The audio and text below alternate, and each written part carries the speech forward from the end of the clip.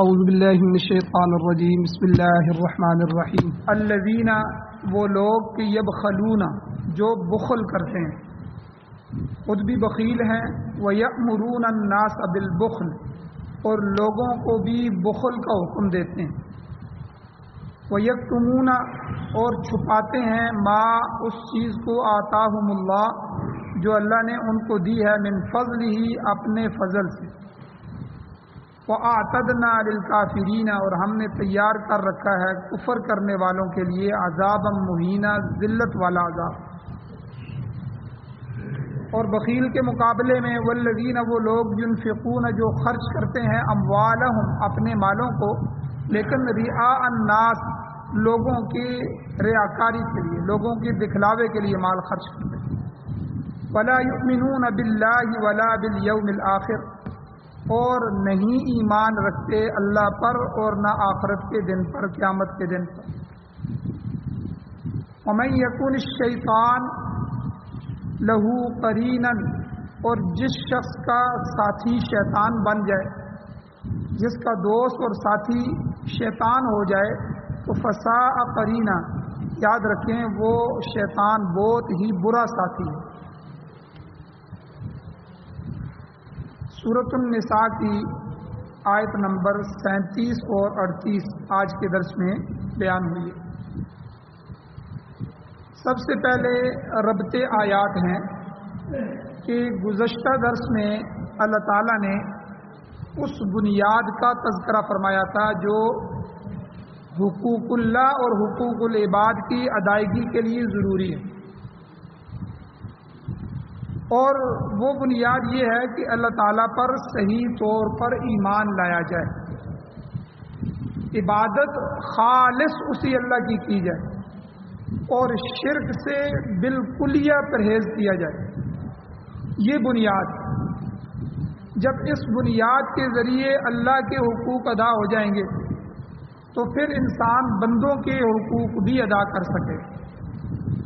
جو اللہ کے حقوق ادا نہیں کرتا، جو بڑے کسی کے حقوق ادا نہیں کرتا، وہ چھوٹے کے کیا حقوق ادا کرے؟ اللہ جو سب سے بڑے ہیں، احکم الحاکمین ہیں، جو آدمی اللہ کے حقوق کو نہیں پہچانتا، اللہ کے حقوق کو اپنی ذمہ داری نہیں سمجھتا، اللہ کے حقوق کو ادا نہیں کرتا، تو وہ بندوں کے کیا حقوق ادا کرے؟ تو اس ضمن میں اللہ تعالیٰ نے فرمایا کہ سب سے پہلے ماں باپ کے ساتھ احسان کرو، پھر قرابت داروں کے ساتھ اس نے سلوک کے ساتھ پیش کی، پھر یتیموں کے ساتھ، مسکینوں کے ساتھ، پڑوسیوں کے ساتھ، ہم نشینوں کے ساتھ، دوستوں کے ساتھ، پھر مسافروں کا تذکرہ اللہ نے فرمایا، پھر غلاموں کے حقوق اللہ نے بیان فرمائے کہ ان کو ادا کرو۔ تو یہ سارے بندے آ جاتے ہیں، حقوق العباد آ جاتے ہیں۔ تو جس مقام پر کوئی جس قدر بھی ضرورت مند ہے اس کی حاجت براری کرو، اس کی حاجت کو پورا کرنے کی کوشش کرو۔ ظاہر ہے کہ جس نے بندوں کے یہ حقوق ادا کر دیے وہ اللہ تعالیٰ کا پسندیدہ بن گیا۔ جو انسانوں کے یہ حقوق ادا کرتا ہے تو وہ اللہ کے ہاں پسندیدہ اور اللہ کا محبوب بن جاتا ہے، اور جس نے ان حقوق العباد یعنی بندوں کی ادائیگی، بندوں کے حقوق کی ادائیگی سے روگردانی کی تو گویا کہ اس نے غرور اور تکبر کیا۔ جو آدمی مغرور ہوتا ہے، متکبر ہوتا ہے، وہ آدمی کسی کو سلام بھی نہیں کرتا، یعنی سلام جتنا حق بھی ادا نہیں کرتا۔ یعنی کتنا حق ہے، ایک حضور علیہ السلام نے فرمایا کہ مسلمان کا مسلمان پر حق ہے کہ اس کو سلام کریں، اور جو آدمی سلام میں پہل کرتا ہے، حضور علیہ السلام نے فرمایا کہ سلام میں پہل کرنا یہ کبر سے بری ہے۔ جو آدمی سلام میں پہل کرتا ہے وہ متکبر نہیں ہو سکتا، کہ کیونکہ تکبر والا کہے گا کہ یار چھوڑو اس کو کیا سلام کرنا، اور پھر اگر کرنا ہی ہو، ضروری ہو، تو کہے گا چلو وہ کرے نا، وہ مجھے آ کے سلام کرے، میں کیوں کروں، میں تو بڑا آدمی ہوں۔ یہ تکبر ہے۔ تو حضور نے کیا فرمایا حدیث میں کہ جو آدمی سلام میں پہل کرتا ہے تو وہ آدمی متکبر، تکبر سے بری ہے۔ تو اس لیے جو بندوں کے حقوق، سلام جتنے حق کو بھی ادا نہیں کرتا، وہ مال جیسے حقوق کیسے ادا کرے گا؟ وہ اپنے ماں باپ کے حقوق کیسے ادا کرے گا؟ وہ بندوں میں آئیں گے۔ وہ دوسرے لوگوں کے حقوق کیسے بیان کرے گا؟ تو اس لیے تو گویا کہ جس نے غرور اور تکبر کر لیا اس نے یہ سمجھا کہ جو کچھ اس کے پاس مال ہے، دولت ہے، وہ اس کی اپنی کمائی ہوئی ہے، اور جب اپنی کمائی ہوئی ہے تو اپنی مرضی سے جہاں چاہے خرچ کرنے کا وہ مجاز ہے۔ اس معاملے میں اسے کسی ترغیب کی بھی ضرورت نہیں ہے اور ترہیب کی بھی ضرورت نہیں، میں اس کا کوئی پابند نہیں ہوں۔ تو یہ متکبر آدمی کے اندر کا جو ہے وہ خناس ہوتا ہے، جس کے علاج کی ضرورت ہوتی ہے۔ تو اسی لیے اللہ تعالیٰ نے پچھلی آیتوں کے آخر میں ان حقوق کو بیان کرنے کے بعد، حقوق اللہ اور حقوق العباد کو بیان کرنے کے بعد فرمایا ان اللہ لا يحب من كان مختالا فخورا، جو فخر کرنے والے ہیں، بڑائی کرنے والے ہیں، متکبر ہیں، مغرور ہیں، شیخی بگاڑنے والے ہیں، وہ اللہ کو پسند نہیں، اللہ ان کو پسند نہیں کرتا، اللہ ان کو محبوب نہیں بناتا۔ تو اس لیے عاجز آدمی اللہ کا محبوب بن جاتا ہے۔ جو آدمی اللہ کی طرف متوجہ ہو، اللہ کے حقوق اور بندوں کے حقوق کو پہچانے، ان کو ادا کرنے کی کوشش کرے تو اللہ اس کو اپنا محبوب بنا لیتا ہے۔ تو مغرور آدمی جو ہوتا ہے وہ یہ سمجھتا ہے کہ یہ مال میرا اپنا کمایا ہوا ہے۔ جیسے کئی لوگوں کو کہا جائے کہ بھئی خرچ کرو، تو اس جگہ خرچ کرو، اس جگہ نہ خرچ کرو۔ وہ کہتے ہیں میرا مال ہے، میں نے خود کمایا ہے، تو آپ کون ہوتے ہو مجھے مشورے دینے والے؟ میں جہاں چاہوں گا خرچ کروں گا۔ یاد رکھیں، مسلمان کمانے میں بھی اللہ کے حکم کا پابند ہے اور خرچ کرنے میں بھی اللہ کے حکم کا پابند ہے۔ وہ حلال کمائے گا اور حلال کھائے گا، حرام جگہ کمانے سے بچے گا، حرام جگہ کمائی ہوئی دولت کو خرچ کرنے سے بھی بچے گا۔ اس لیے دونوں چیزیں ضروری ہیں، یہ نہیں کہ حلال کمایا اور حرام راستوں میں خرچ کرنا شروع کیا، یا حرام کمایا اور حلال راستوں میں خرچ کرنا شروع کیا، دونوں منع ہے۔ حرام سے آدمی حج نہیں کر سکتا، حرام مال میں سے زکوٰۃ نہیں نکال سکتا، حرام مال کو اللہ کے سامنے اس کی خوشنودی کے لیے پیش نہیں کر سکتا، بلکہ یہ بہت بڑا جرم ہے کہ اللہ کی جس سے منع کر رہے ہوں اسی گندگی کو اٹھا کے اللہ کی خوشنودی کے لیے پیش کر دیں۔ تو اسی لیے جتنی بھی مالی عبادتیں ہیں ان میں مال کا حلال ہونا ضروری ہے۔ قربانی ہے، قربانی میں علماء اس لیے یہ مسئلہ بیان کرتے ہیں کہ بھائی جتنے بھی 7 حصے قربانی میں ہیں وہ 7 حصے ایک دوسروں کو دیکھیں، کسی ایک کا مال بھی حرام تو نہیں ہے، کیونکہ کسی ایک کا مال بھی حرام آ گیا اور تھوڑا سا بھی آ گیا تو وہ آدمی کی قربانی نہیں ہوگی۔ جب وہ نہیں ہوگی تو جز کا مسئلہ تو نہیں ہے، یہاں تو کل کا مسئلہ ہے، تو سب کی قربانی نہیں ہوگی۔ تو اس لیے مالی چیز، مالی عبادتوں میں مال کا حلال ہونا شرط ہے، ضروری ہے۔ اور اسی طرح اگر صدقے دل سے غور کیا جائے تو انسان اس نتیجے پر پہنچتا ہے کہ دراصل غرور اور تکبر جو ہوتا ہے یہ بخل اور ریاکاری کی بنیاد ہے۔ یاد رکھیں، غرور اور تکبر یہ بخل اور ریاکاری، اسی غرور کی وجہ سے انسان بخیل ہو جاتا ہے۔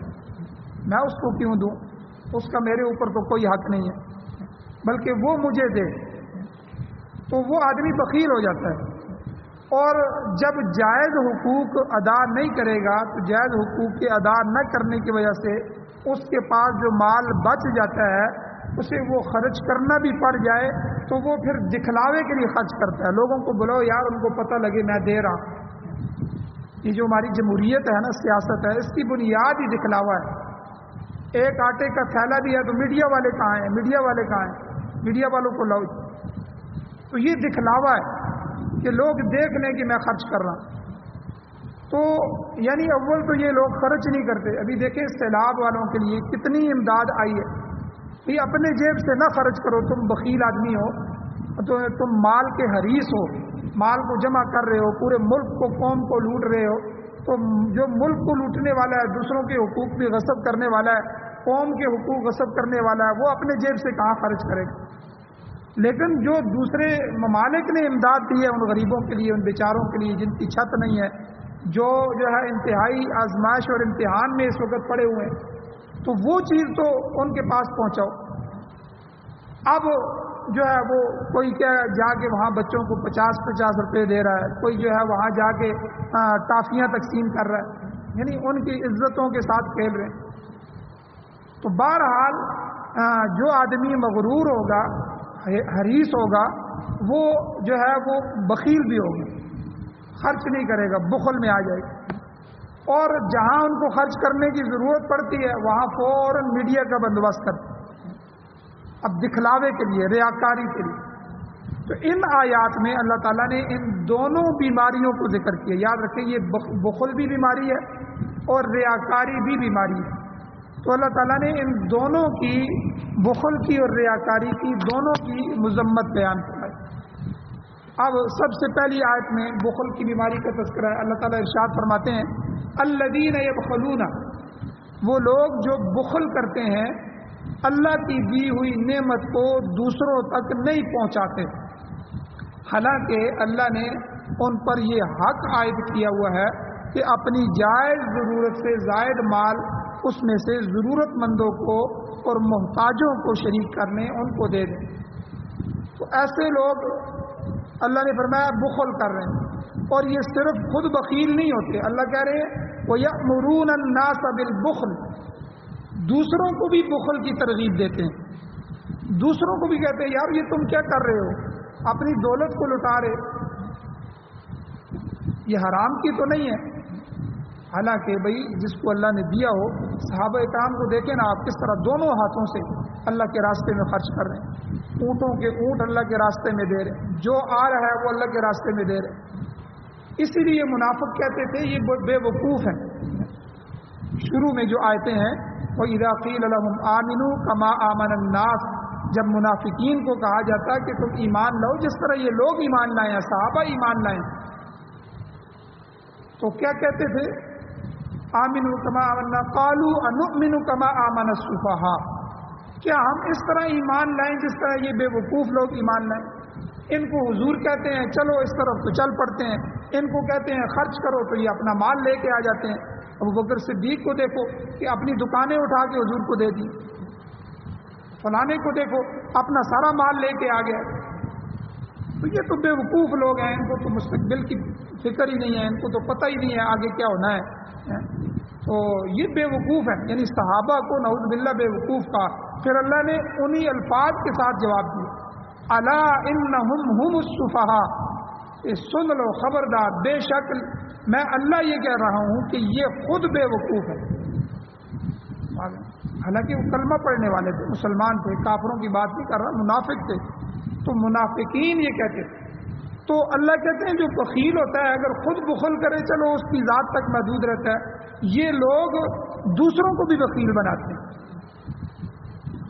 اور یاد رکھیں کبھی نیکی کا کوئی کام ہو، محلے کا اجتماعی سطح پہ ہو، مثلا یہ گلی محلے کا کام ہے یا کوئی اور صفائی کا کام ہے، کوئی کام شروع ہو گیا اجتماعی طور پہ، تو اس میں سب کو حصہ ڈالنا چاہیے، نیک کام میں سب کو حصہ ڈالنا چاہیے۔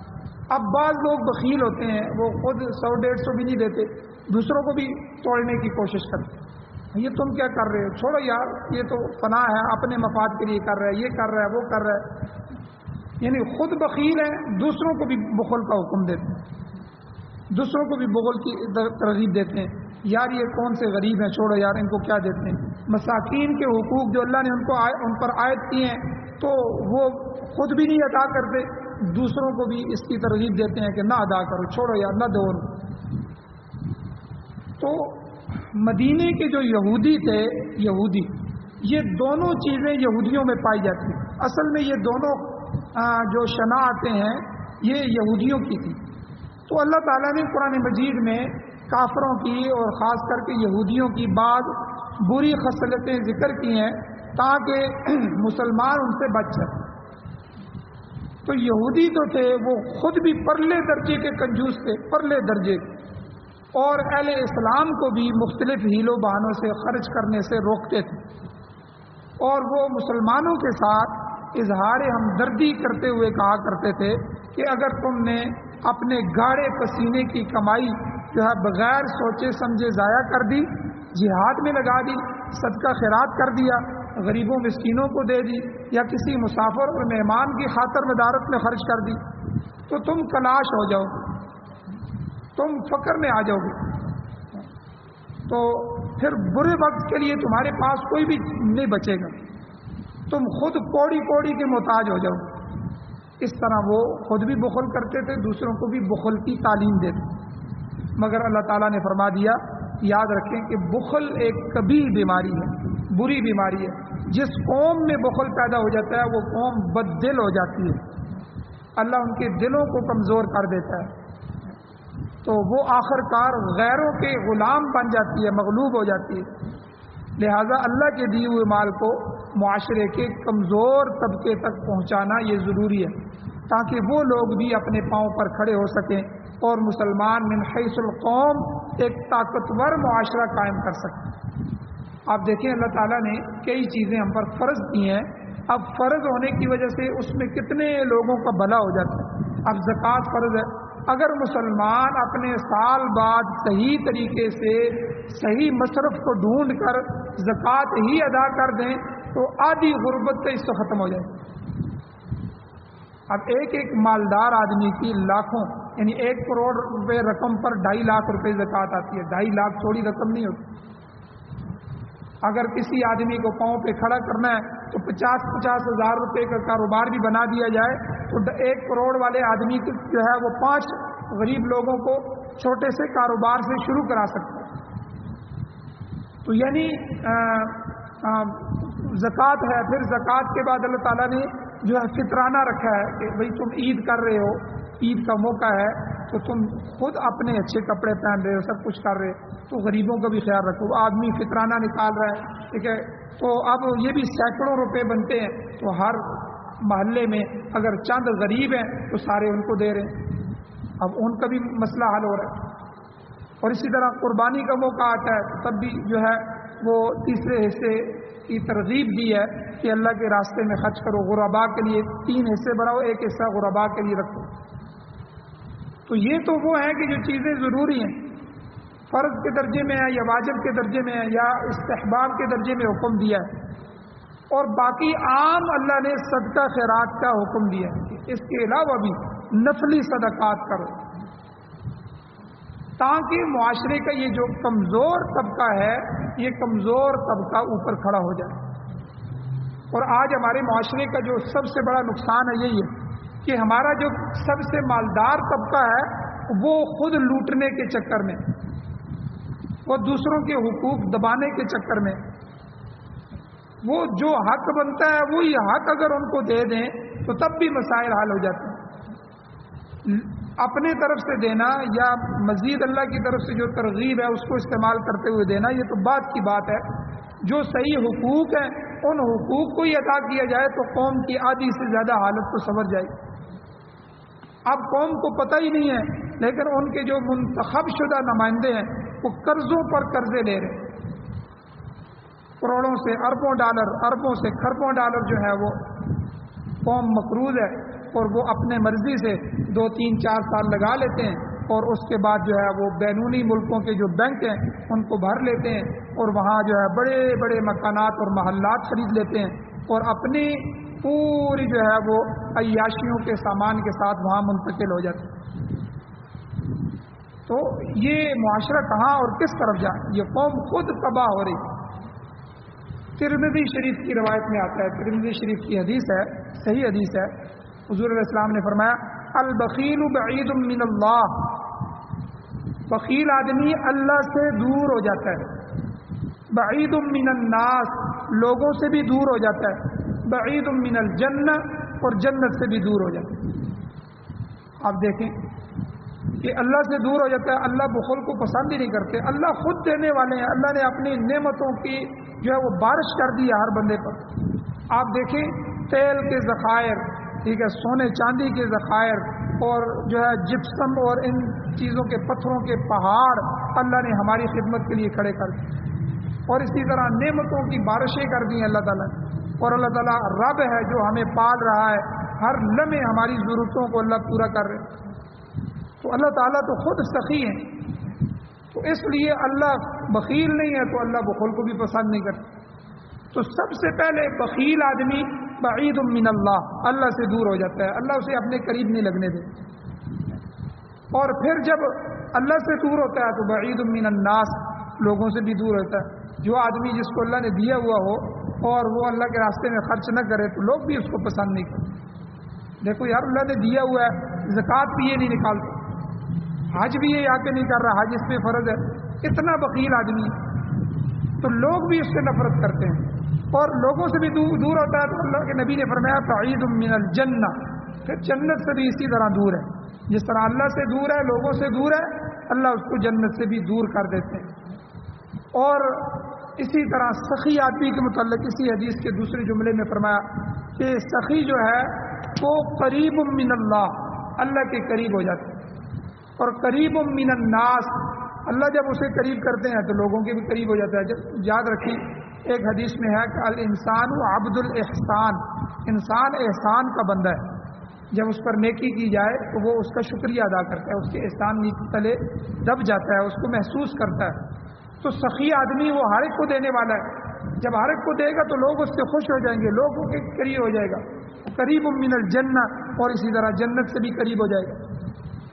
تو اور اسی طرح آپ علیہ الصلوۃ والسلام نے یہ بھی فرمایا کہ جاہل سخی جو ہے جاہل، علم اس کے پاس اتنا نہیں ہے لیکن سخی ہے، احب الی اللہ، وہ اللہ تعالیٰ کا زیادہ محبوب ہوتا ہے، من عابد بخیل، عبادت گزار بخیل سے، کنجوس سے۔ آپ دیکھیں کہ یہ حدیث، ایک آدمی اتنی عبادت نہیں کر رہا، بس 5 وقت کی نماز پڑھ لیتا ہے، باقی چاشت، اشراق، اوابین، نوافل یا دوسری عبادتیں، تلاوت، ذکر نہیں کر سکتا، کمزوری ہے، ٹائم نہیں ہے، یا معاملات ہیں، مشکلات ہیں، اللہ کے حقوق ادا کر لیتا ہے لیکن ہے سخی، لوگوں کو دے رہا ہے۔ اور دوسرا عبادت گزار ہے، عبادتیں کر رہا ہے، تلاوتیں کر رہا ہے، ذکر کر رہا ہے، ہر چیز کر رہا ہے، لیکن ہے کنجوس۔ تو اللہ کے نبی نے کیا فرمایا کہ سخی جو ہے احب الی اللہ، اللہ کو محبوب ہے، من عابد بخیل، تو عبادت گزار بخیل سے۔ تو عبادت گزار جو کنجوس ہے، جو اللہ کے راستے میں خرچ نہیں کرتا، تو مقصد یہ کہ محض فرائض کی ادائیگی کے بعد فی سبیل اللہ خرچ کرنے والا اللہ تعالیٰ کا پسندیدہ بندہ ہے، اس لمبی لمبی نمازیں پڑھنے والے سے اور نفلی روزے دار سے جو خرچ نہیں کرتا۔ تو آپ دیکھیں انفاق فی سبیل اللہ کتنا بڑا شعبہ ہے، بلکہ جتنے بھی شعبے ہیں وہ سارے انفاق فی سبیل اللہ سے چل رہے ہیں۔ اب لوگ اگر خرچ نہیں کریں گے تو دین کی اشاعت کیسے ہوگی، مدارس کیسے چلیں گے؟ مدارس چلیں گے تو علماء پیدا ہوں گے، حفاظ پیدا ہوں گے، قراء پیدا ہوں گے، لوگوں کے دینی رہنما پیدا ہوں گے۔ اور اسی طرح ہر شعبے میں آپ دیکھیں اس میں خرچ کرنا، ٹھیک ہے، مال لگانا، یہ بنیادی جز ہے۔ تو اگر مال نہیں لگے گا تو وہ دین کیسے قائم رہے گا؟ تو اس لیے حضور علیہ السلام کے سامنے ایک دفعہ بخل کا ذکر آیا، آپ علیہ السلام نے فرمایا ای داء ادوأ من البخل، یعنی کنجوسی سے بڑھ کر کون سی بڑی بیماری ہے؟ کسی نے بخل کا ذکر کیا، حضور نے فرمایا سب سے بڑی بیماری بخل کی ہے، بخل کی سے بڑی بیماری اور کون سی ہو سکتی ہے؟ یہ تو انسان کے لیے مہلک مرض ہے۔ اور بعض اتنے بخیل ہوتے ہیں، اتنے بخیل ہوتے ہیں، ہم نے دیکھے ہیں کہ وہ اپنے بچوں پر بھی خرچ نہیں کرتے، یعنی جن کے لیے کماتے ہیں ان پر بھی خرچ نہیں کرتے، اور بعض ان سے بھی پرلے درجے کے ہوتے ہیں، خود بیمار رہتے ہیں، اپنی جان پہ بھی خرچ نہیں کرتے۔ اتنے بخیل بھی ہم نے اس معاشرے میں دیکھے۔ تو اس لیے حضور نے فرمایا اس سے بڑی کون سی بیماری ہے؟ آقا علیہ السلام نے فرمایا، یہ کسی عالم کا قول نہیں ہے، حضور کا فرمایا ایو داء ادوأ من البخل، کون سی بیماری ہے جو بخیل کی بیماری سے بڑی بیماری ہے؟